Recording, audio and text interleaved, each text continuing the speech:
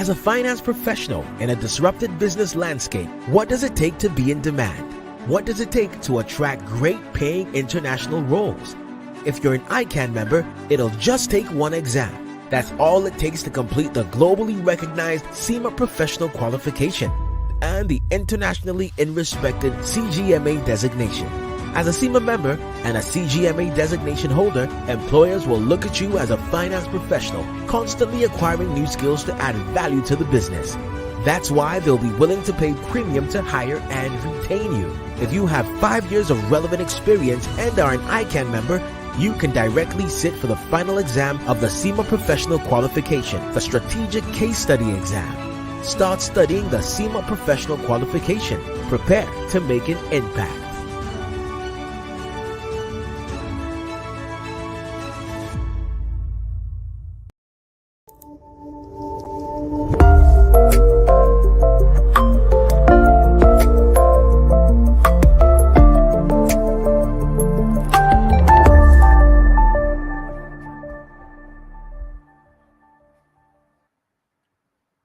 Good evening, our professional colleagues, friends of the Institute of Chartered Accountants of Nigeria, our students, ladies and gentlemen.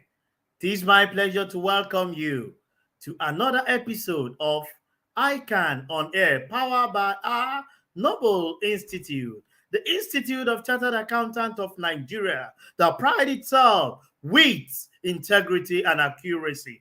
And I have a topic before me this evening with a guest that is ready, fully prepared to do justice to the topic. What's the topic? Revenue reporting, IFRS 15, which cut across both for professionals and students writing our exams. And I brought our way this evening a man who is vast in this field. No other person than Mr. Bolaji Osho, FCA, popularly called Senator.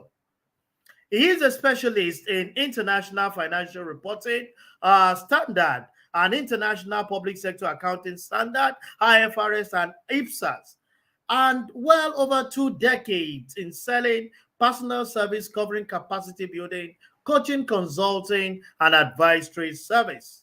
He rose to the position of Senior Financial Admin and Infotech Controller in Troca Holdings Limited and was the Chief Finance Officer of FKG2 Limited and Azugie Limited, an accountant with in-depth knowledge and experience in information technology as it relates to business processes.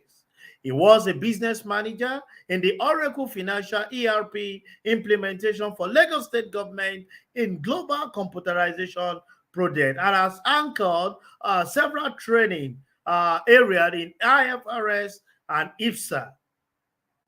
Currently, he is the chairman of the Corporate Reporting Board of the Institute of Chartered Accountants of Nigeria from 2019 to date, associate member of the Chartered Institute of Management, CIMA UK, Chartered Global Management Account, CGMA, AICPA, fellow of our institute, and associate Chartered Institute of Secretaries, ICSA, United Kingdom.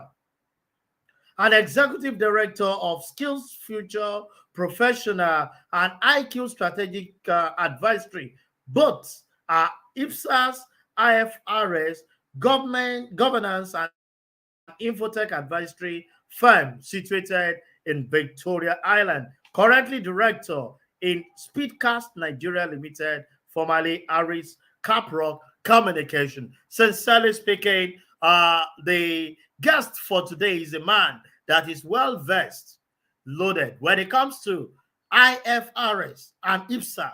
But today we're doing justice to IFSA, IFRS 15, which speaks to revenue reporting.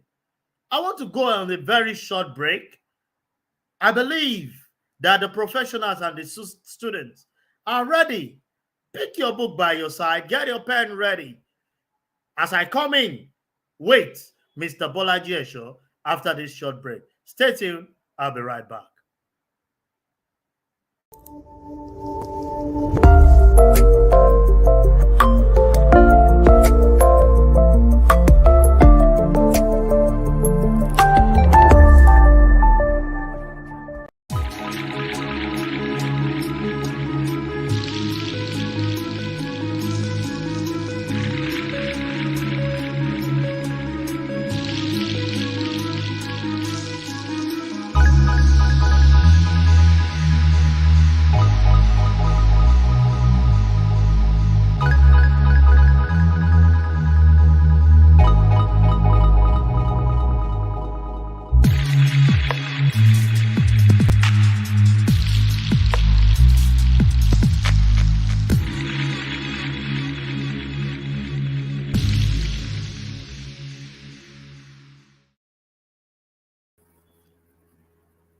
Welcome back.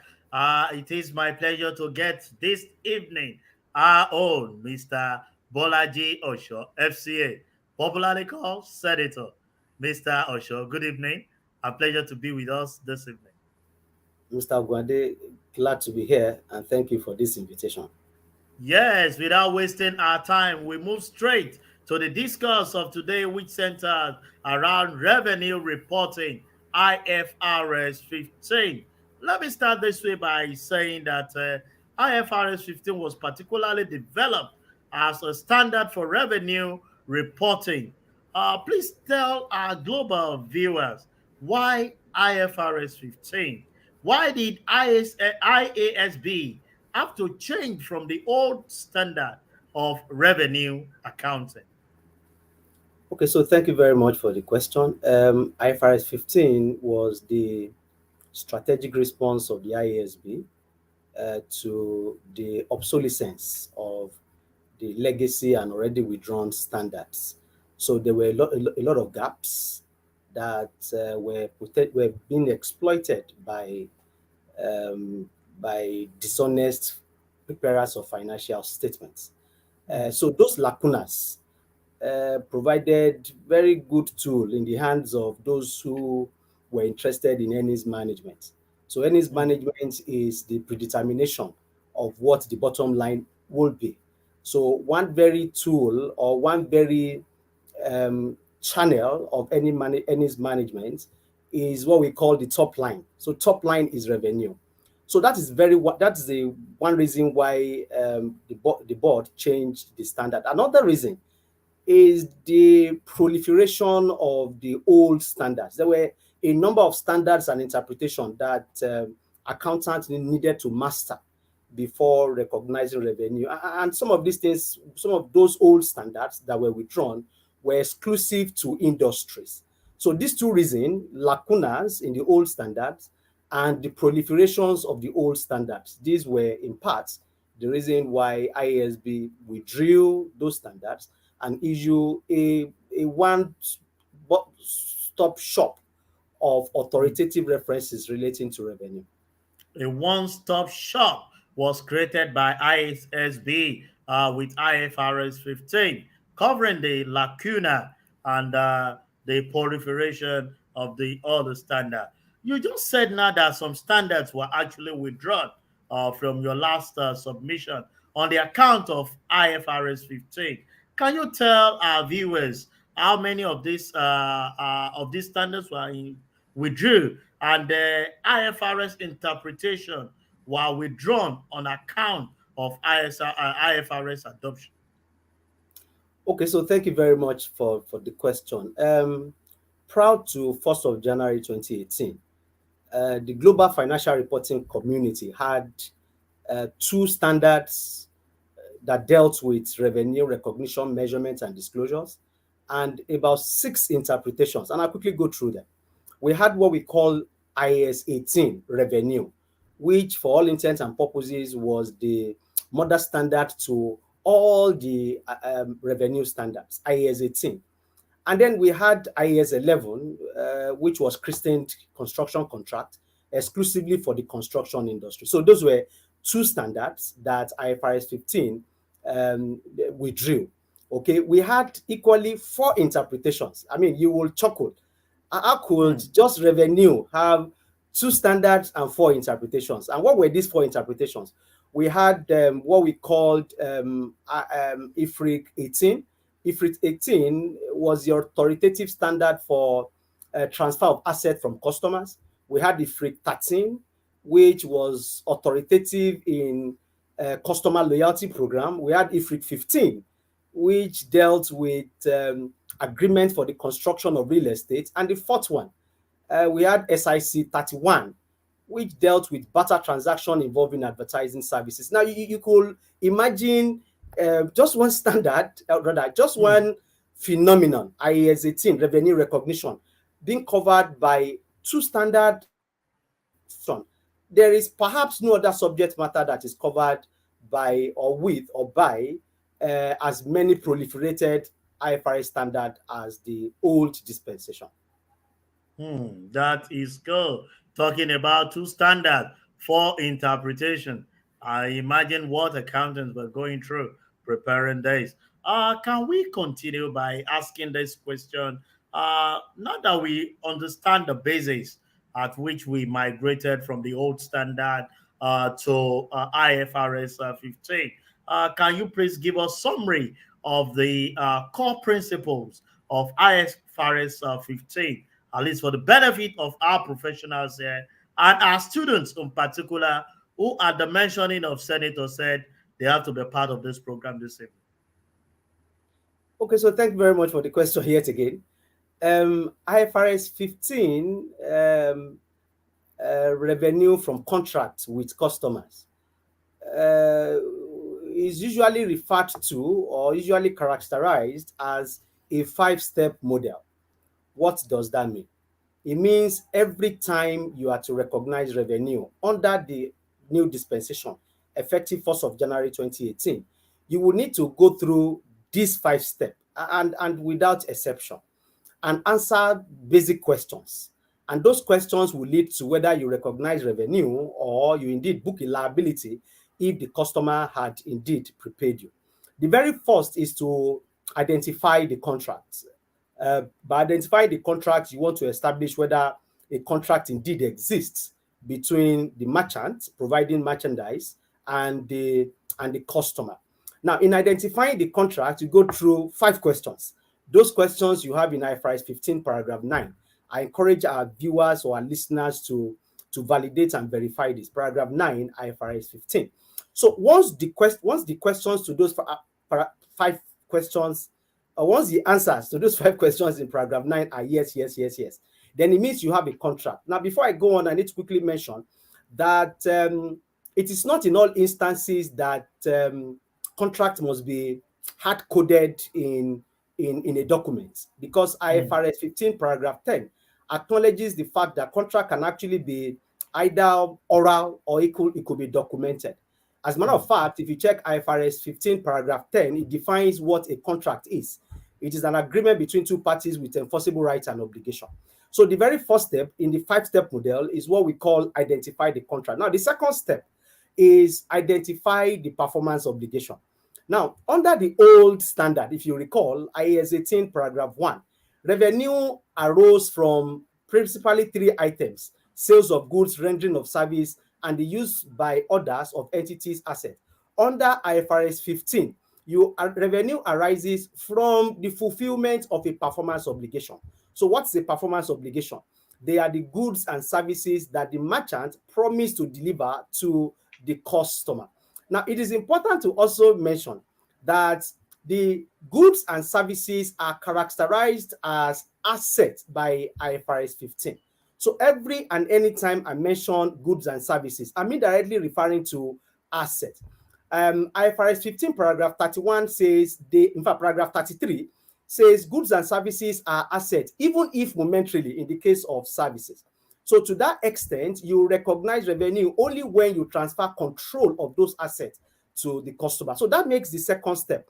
The very first step is to identify the contract. The second is to identify the obligations of the merchant, which is the goods and services to be transferred to the customer. The third step is to determine transaction price. Now, transaction price can indeed be fixed. It can be variable. I hope in the course of this conversation, I will have opportunity to further deconstruct what we mean by fixed consideration and variable consideration. Then the fourth one would be to allocate transaction price to the performance obligation you had identified at the step 2.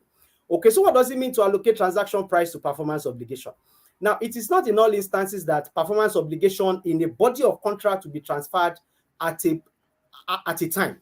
You could have 5, 6, 7 multiple performance obligations in a single contract, which means you need to determine when each performance obligation is transferred to the customer. Some will be at a point in time, some over time. Now, those with transfer at a point in time, you are recognizing the revenue at a point in time.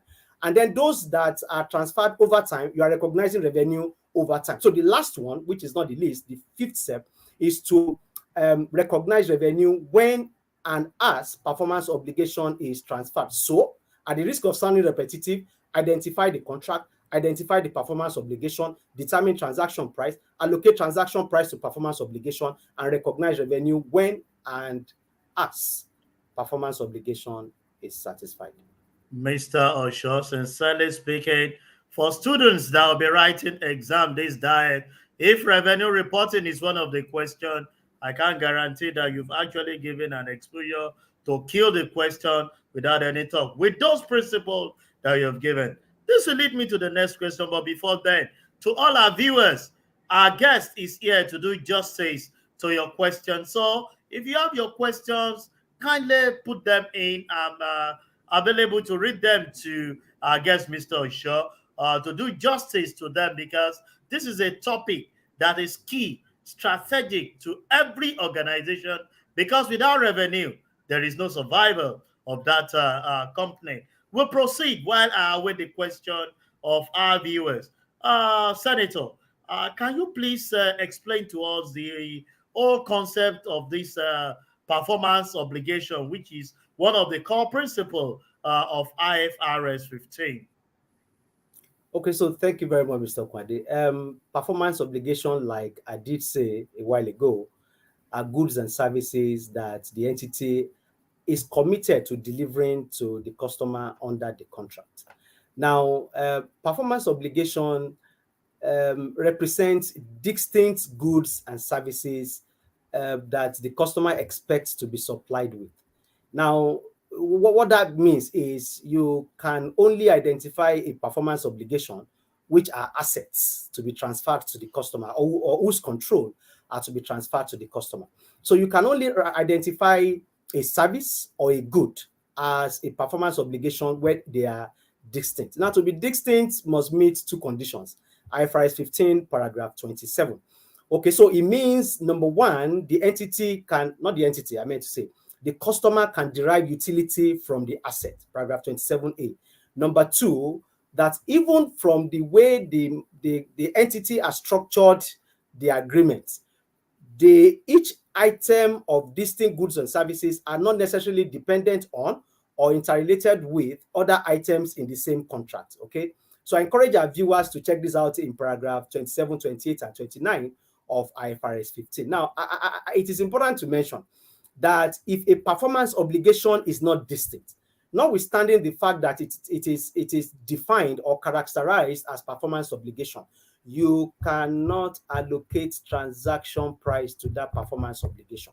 Okay, it is important to emphasize that. So if a performance obligation is not distinct, IFRS 15 paragraph 30 says you will add it to other performance obligation until you achieve a bundle that is distinct. Now, performance obligations are usually written in contract, but there are instances where performance obligation will be implied. So the point is, it is not in all instances that you will have performance obligation hard coded into a contract. IFRS 15 paragraph 24 says performance obligation can be explicit, which means they are written in the contract. They can also be implicit. When are they said to be implicit? They are implicit if at the point of entering into the conversation or into the agreement, the entity has held itself out that it will fulfill that performance obligation.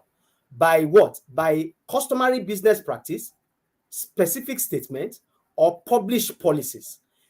Based on one of these three implications, an entity could have implied that it will also fulfill those obligations to the customer, notwithstanding the fact that those obligations were not written into the contract. So, if performance obligations are not explicit, then it means they are implicit. Now, the point is, which is the emphasis, IFRS 15 does not distinguish between whether it is explicit or implicit.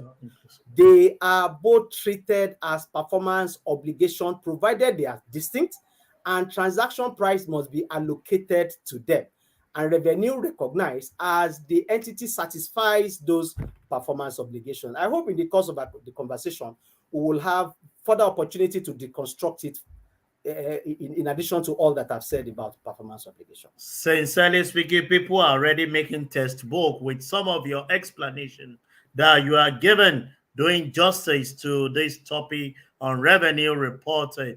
And For our students who are connected and the professionals that may be having one or two things, this is the time to ask the professional who have understanding of IFRS and IPSA to do justice to some of these questions. But today, for emphasis sake, we are on IFRS 15, which is on revenue reporting. Mr. Osho, some members had sent in some inquiries, and this I want to take that you clarify between contract assets and trade receivable, because there seems to be some similarities between them. Please clear our curiosity and that of our students who are connected, and also the professionals on the table on the question above. Okay, so thank you very much for that question. It's important to establish upfront that these two balances are balance sheets candidates. They are candidates you find in the balance sheet. And so they are assets. I mean, contract assets and trade receivable, or receivable as it were. They are assets. So that means they have debit balances. The very first clarification I'd like to make with respect to the two is the second leg to their recognition goes to the profit or loss. In other words, the second leg to the recognition of contract assets and trade receivable is revenue. Okay. So what is trade receivable? Let's begin from there. IFRS 15, paragraph 108 defines trade receivable as entities' rights to consideration that is unconditional. I take it again. Trade receivable represents entities' rights to consideration that is unconditional. And that paragraph 108 further goes to clarify that a receivable is said to be unconditional, or the receipt of a receivable is said to be unconditional if passage of time is all that it takes before the amount becomes due. So what it means is, as a merchant, you have fulfilled all righteousness. In other words, you have submitted your invoices have been approved, you are simply waiting for you to get the credit alert or for you to pick the check. And that's why it's called trade receivable. The entity need not do any other thing other than to wait out the waiting period and pick your check. Now, in contrast, or similar to trade receivable, is another phenomenon that we call contract asset. So what is contract asset?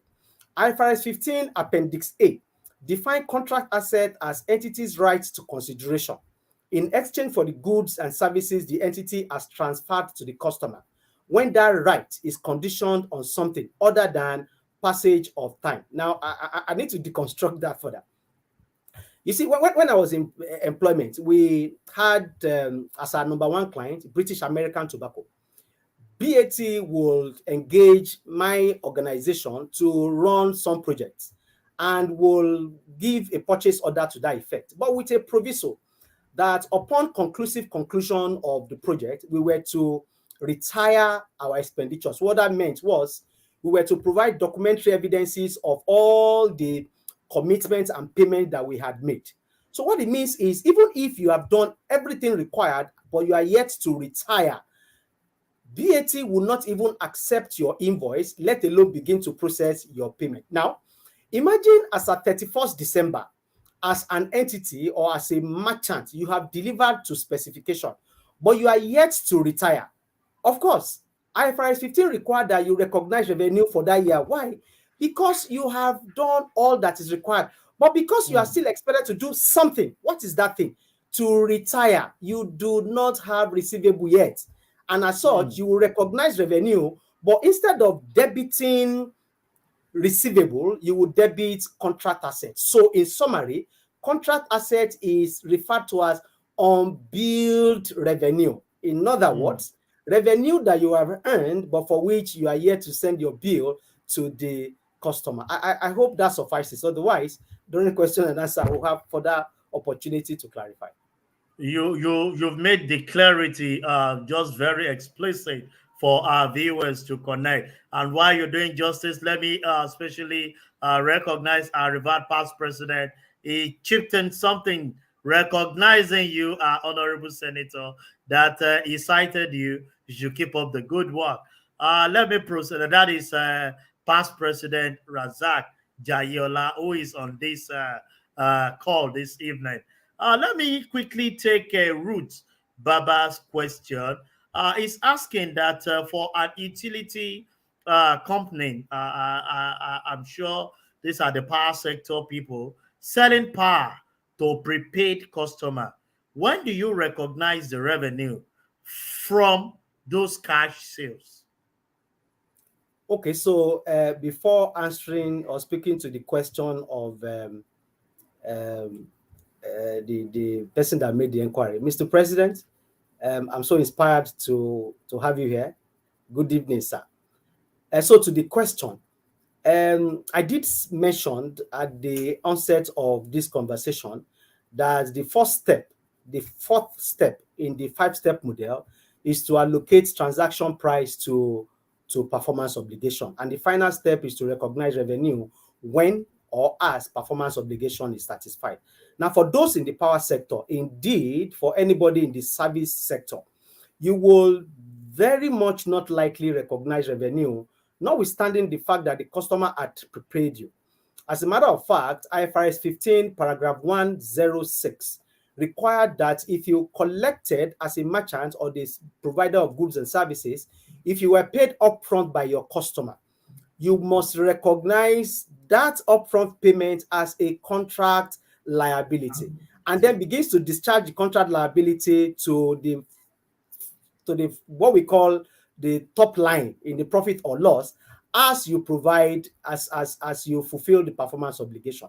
Now, to summarize this intervention, it means you will recognize revenue to the degree of the power consumption, okay, by the customer. So if a customer had prepaid you, you book a liability, and as the customer, for those in the power sector, it is expected, because it's an IT intensive operation or IT intensive phenomenon. It is very, very much expected that there will be a dashboard through which the Ikeja Disco or whatever Disco can determine how much of the prepaid power, the prepaid energy, had actually been consumed by the customer. And this is not limited to just the power sector. It cuts across all services, GSM. I could go on and on. So for those industry, you recognize revenue as performance obligation is satisfied. Now, there's another point I would have liked to make. I sincerely hope, but we don't have time. I sincerely hope somebody will ask a question that is tangential to it, and I'll use it as an opportunity to make the clarification.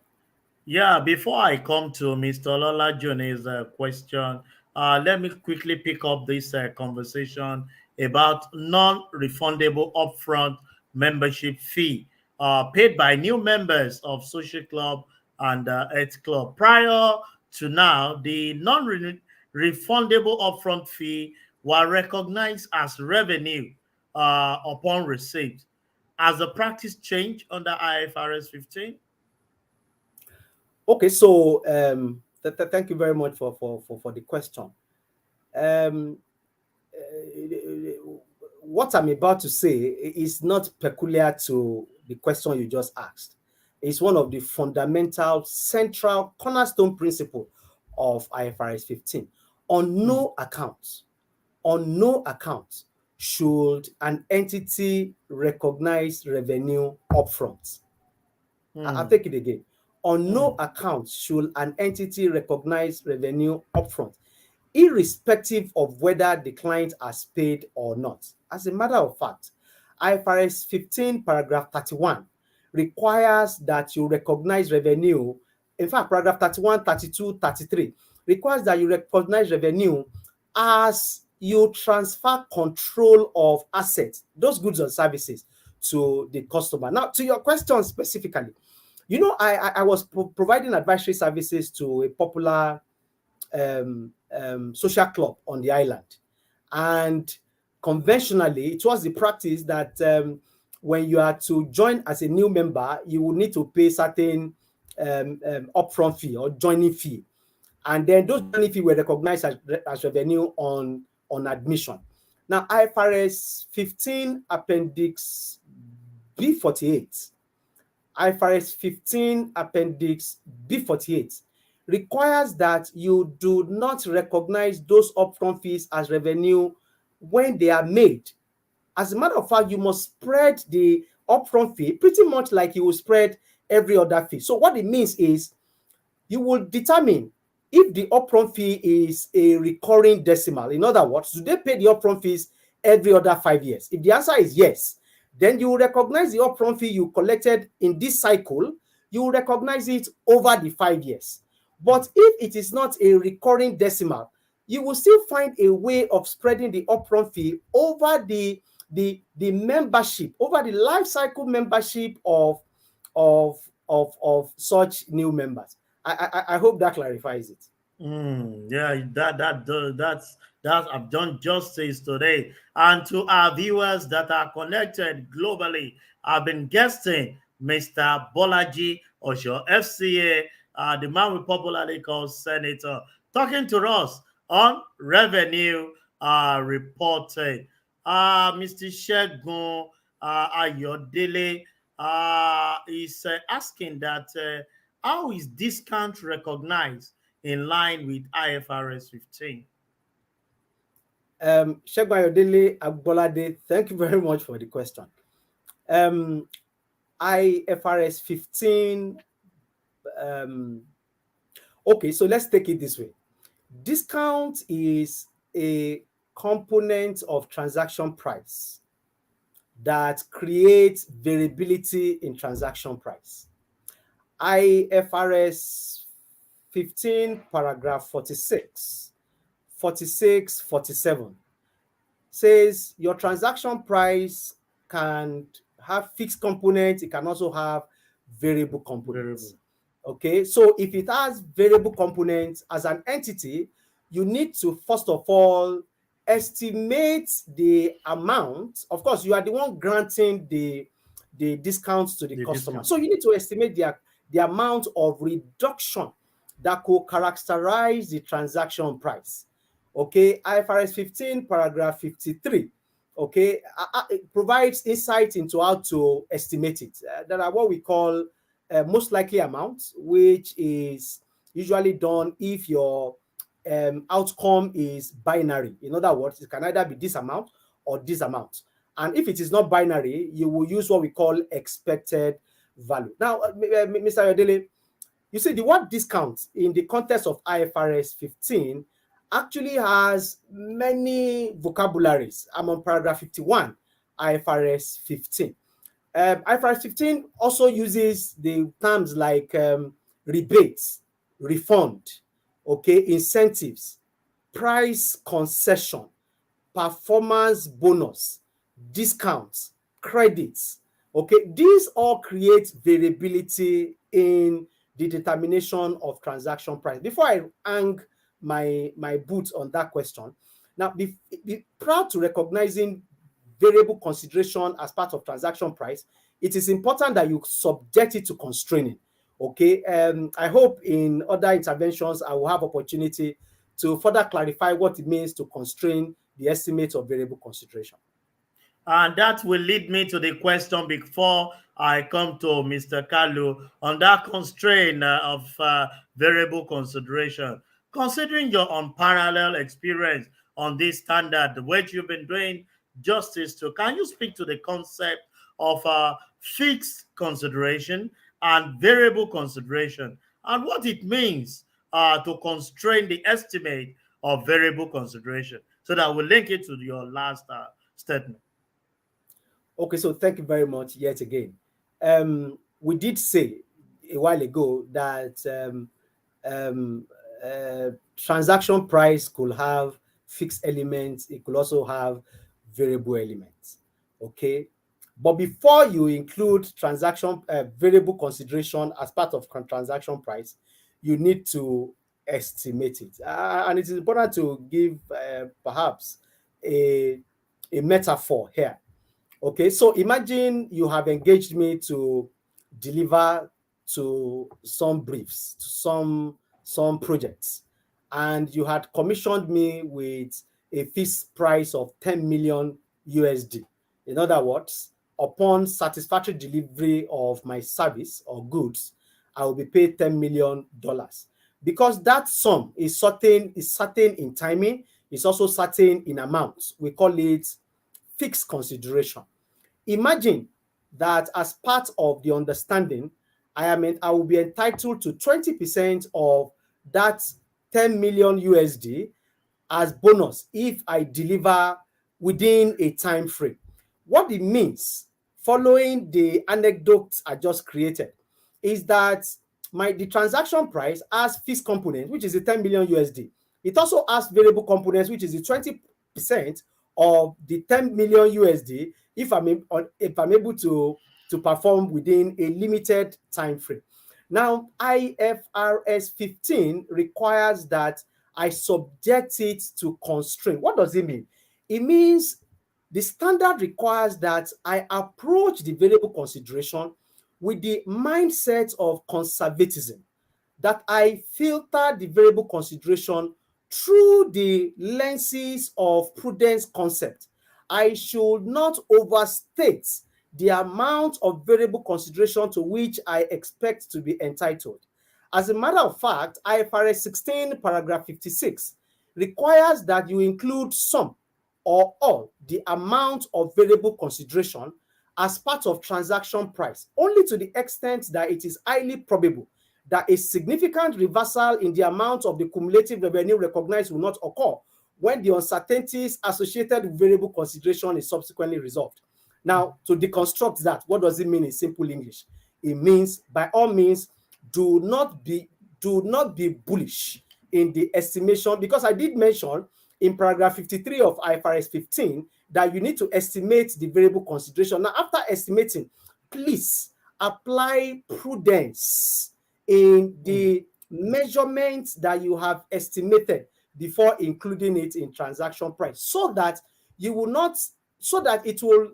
eliminate the preponderances of you having to reverse the revenue already recognized on account of ambitious or audacious revenue measurement or transaction price measurement. That is doing justice to that question on the fixed variable and what it means to constrain estimate of variable consideration. I've been guesting Mr. Bolaji Osho, FCA, who has been doing justice to this, and I believe our viewers connected globally actually benefiting from this. Let me pick on Charles Kalu question, who is saying revenue recognition of for SMEs is covered in Section 23 of IFRS for SMEs. How does this IFRS 15 affect this section of the IFRS for SMEs? Okay, so Charles Kalu, thank you very much for that very thoughtful question. International Financial Reporting Standard is indeed the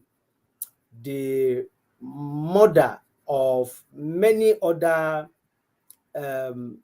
reporting standards that derive their authority from IFRS. So I'm going to expand the question a little, Charles Kalu.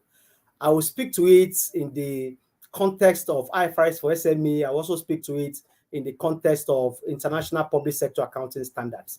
Charles Kalu, with the fullness of time, the portion relating to revenue recognition in IFRS for SME will be revised in order to inherit the sum and substance of IFRS 15. At the moment, the IFRS for SME is a derivative, of course, a watered down version.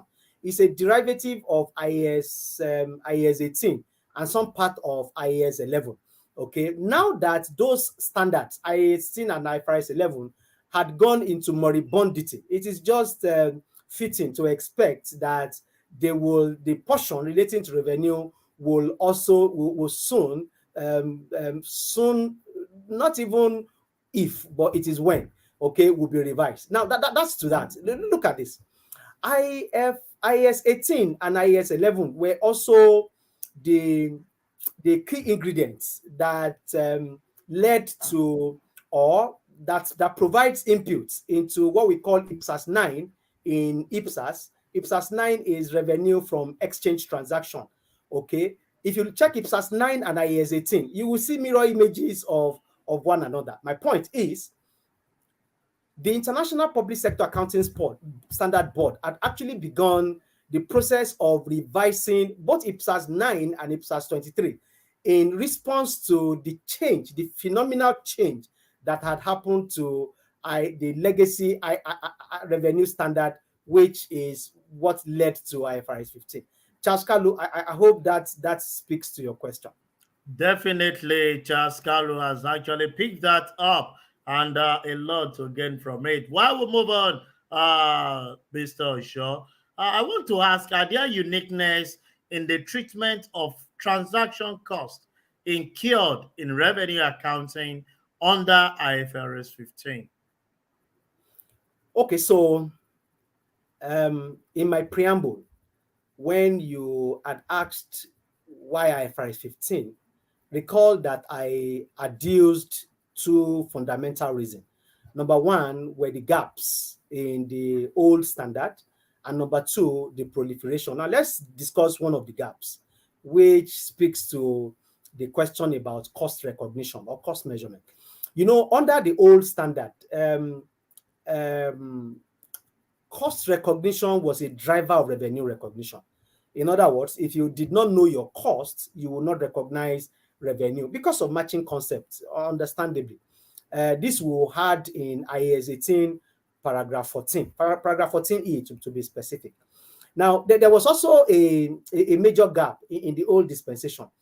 IAS 18 did not give cognizance to the fact that you could incur certain costs in the advancement of your revenue objectives that are not to be expensed.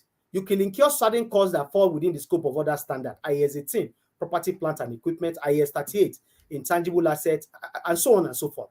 But IAS 18 just presupposes everything, okay, are to be expensed. Now, under IFRS 15, two cost elements were recognized. I'm on paragraph 91, IFRS 15. There's what we call incremental costs to obtain, okay? And then there's costs to fulfill. Now, what is incremental costs to obtain? Paragraph 92, IFRS 15.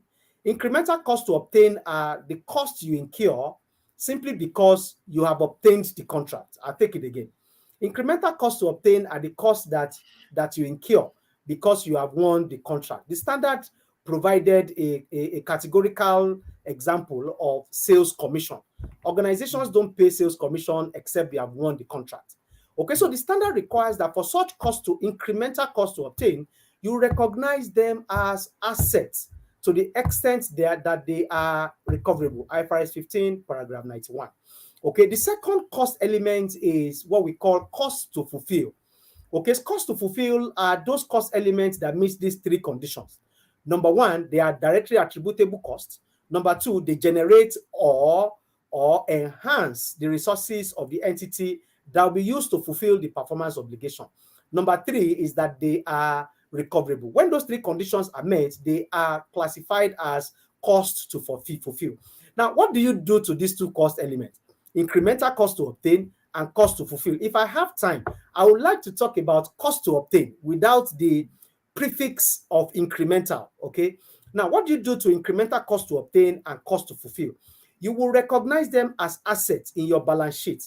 What that means is, under your current asset, in addition to current asset, contract asset, in addition to your receivable, we will have two new candidates, okay, brought about by IFRS 15, referred to as incremental cost to obtain and cost to fulfill.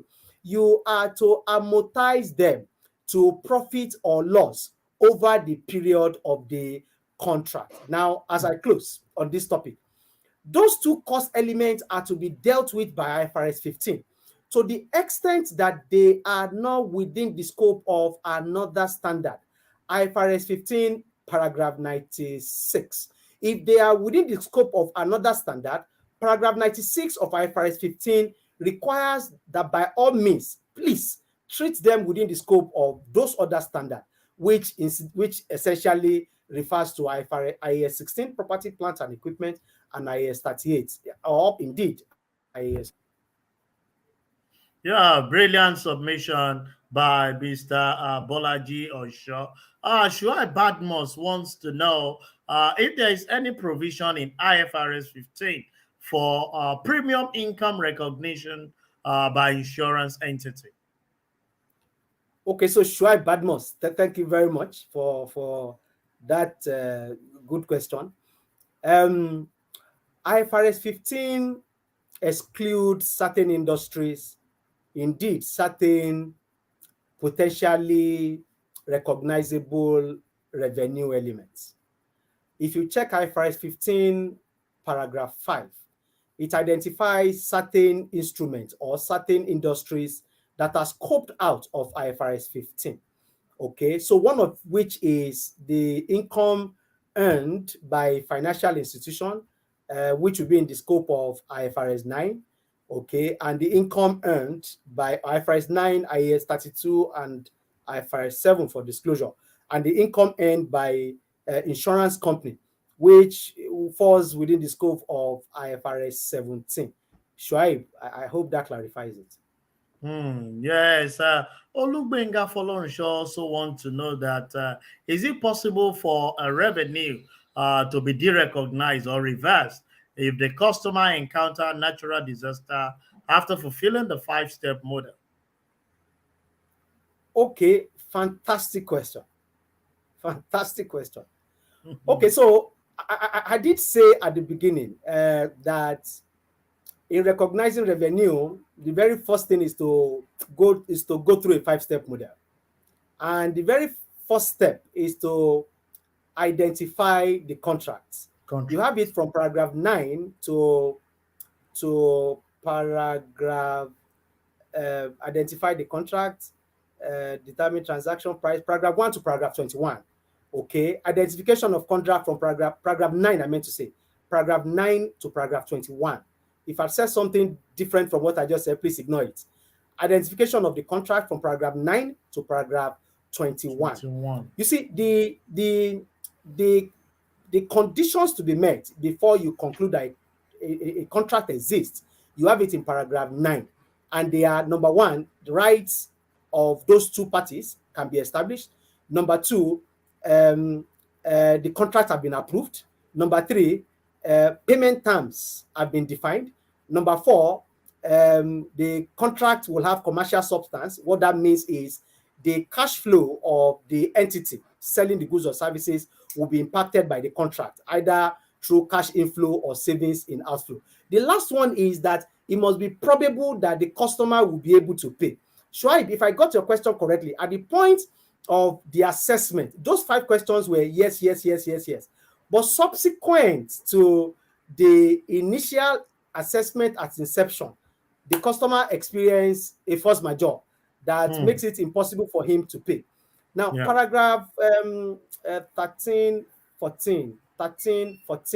In fact, paragraph 13 says you should not even reassess the conditions in paragraph 9, okay, except, I'm on paragraph 13. You should not reassess the condition in paragraph 9 except there's a change in fact and circumstances. So to the person who asked the question, paragraph 13 of IFRS 15 requires that if there's a change in the circumstances that crystallizes into variations of those 5 elements that I mentioned in paragraph 9, then you will need to reassess. So what's the point?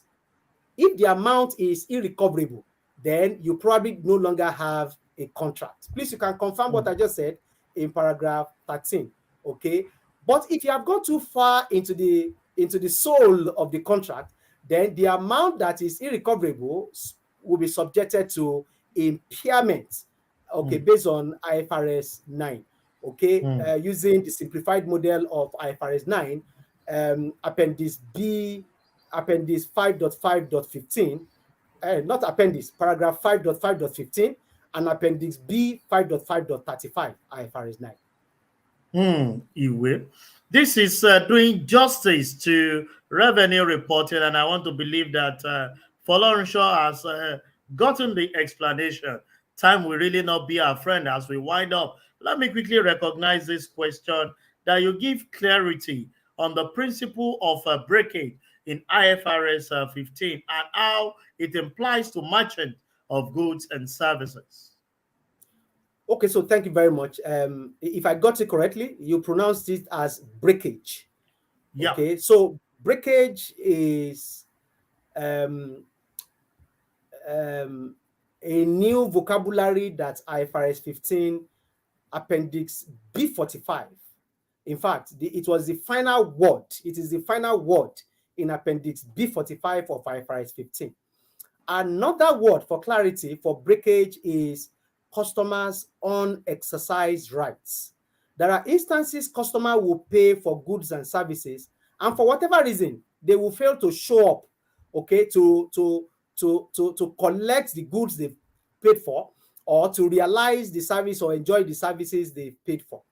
Now, IFRS 15 Appendix B45, of course, it begins from Appendix B44 and ends at Appendix B47, but primarily Appendix B45 says you recognize such breakages.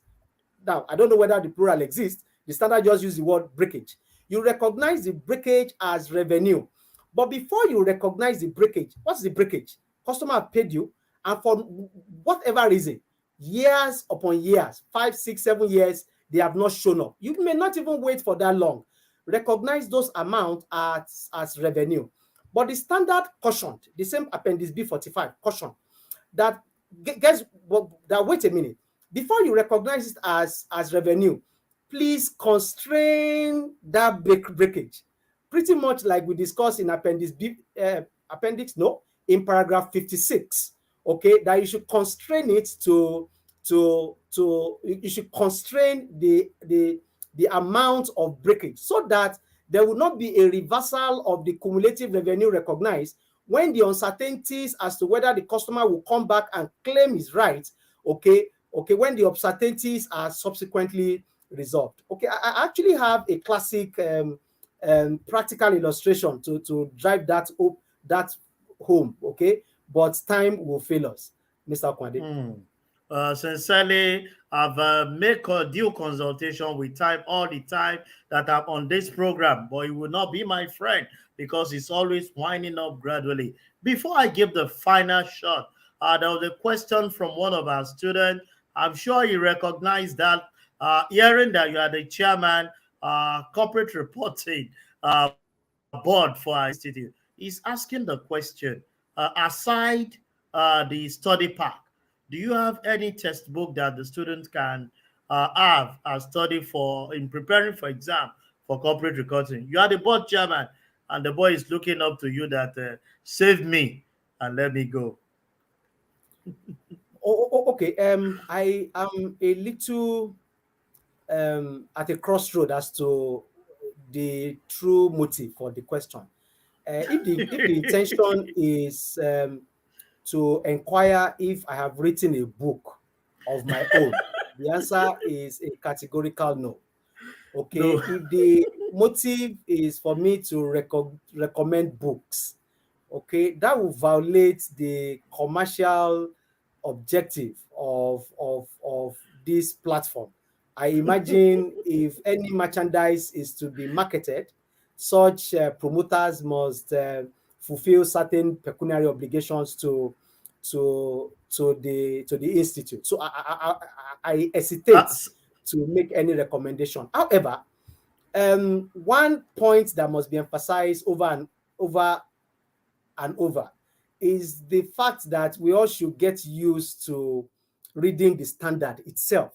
Okay, beyond the insights provided by textbooks, we should try and verify and validate these claims, these assertions by the authors from the Red Book itself. Okay, because come to think of it, what you call IFRS is a moving train. Okay, so if you had bought a book written 6 years ago, chances are that, in fact, categorically, IFRS 15 might not have been part of it. IFRS 16 might not have been part of it. The final version of IFRS 9 might not have been part of it. So from time to time, you need currency in the authoritative references for IFRS? Now, I know I might not have answered your question, but it is my hope that at least it has provided some measure of clarification that could Sincerely be speaking, that helpful. clarification is deep, Mr. Bolaji Osho. IFRS is a moving train. You need to keep updating record. In a minute, as we close the session for today, ICANN is always open to ideas that will positively advance the growth of our members, accounting profession, and Nigerian business environment. What will be your general advice or suggestion to our institute, the members, regarding IFRS adoption and the implementation of IFRS 15 in Nigeria? Okay, so Mr. Kwade, I am particularly inspired that you asked the question. Many years ago, I read a book written by a man called Stephen Covey. He, he, he named the book Seven Habits of Highly Effective People. Please permit me to quickly go through the 7 habits. The first habit is be proactive. Second habit is begin with the end in mind. Third habit is put first thing first. The fourth habit is think win-win. The fifth habit is seek first to understand before being understood. The sixth habit is synergize. The seventh habit is sharpen the saw. Now, Stephen Covey actually emphasized that the seventh habit is the habit that gives strength to the remaining 6 habits, sharpen the saw. What does it mean? It means as a person, you must continually renew yourself, renew your cognitive ability in your core area of competence. Now, others before him, and many since his time, have come to advance this same principle about the need to develop yourself. One of the most popular or most important American presidents, Abraham Lincoln, was quoted as saying this president was regarded for his energy and for his productivity. He was quoted as saying that if he's given 6 hours to cut down a tree, he will spend the first 4 hours to sharpen his axe. Incidentally, Abraham Lincoln was a professional woodcutter. So he must have meant that both literally and figuratively. So what's my point here? As members, we should constantly renew our cognitive abilities in financial reporting. We should step up our game and increase our capacity to provide solutions to business problems so that we can live up to the creed and the value of the certificate we carry. If we do not, we will claim to be chartered accountants, but we may not reflect the value proposition that the chartered nature of the accountancy provides. Now, for those that are asking themselves, so how do I step up my game? How do I change addresses? Okay, in this area of IFRS, how do I become a force? How do I become a specialist in IFRS? I chair a committee in ICAN called Corporate Reporting Faculty. In fact, a training program ends tomorrow. When next programs are advertised, we encourage you to make it a reality with us. Come listen, and we can make experts out of you. Interestingly, Senator is a regular speaker in those programs. Now, Mr. Kwade kept humming, which means I need to cut it. And on this note, I say thank you very much. Thank you very much, Mr. Bolaji. Your time will not be our friend, and you've actually done justice to this today. On this note, I'll be cutting it a close. We sincerely appreciate you for spending your evening with us on ICAN on Air this day, Thursday, 3rd of November. And to all our viewers, thank you for making our time for us today. And make it a